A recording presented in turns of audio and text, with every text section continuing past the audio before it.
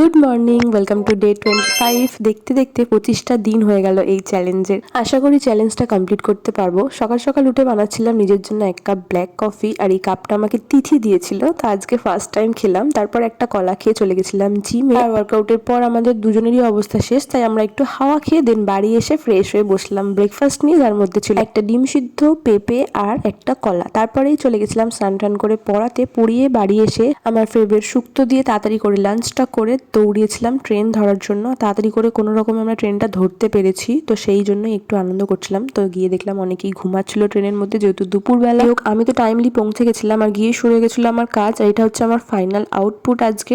কাজ কমপ্লিট করে ট্রেন ধরে আমরা খেলাম আচা মিঠে আম। তারপরে ওকে টাটা বাই বাই করে চলে এলাম বাড়ি। আর বাড়ি এসে ডিনারটা করলাম ডালিয়া দিয়ে, আর ছিল দুপুরের একটু মাছ, যেটা আমি দুপুরে খাইনি, তো সেটাই। এরপর রাতে চলে গেছিলাম আবার পড়াতে। সো আজকের দিনটা এইভাবেই কাটলো। দেখা হচ্ছে আবার নেক্সট ব্লগে। Okay bye.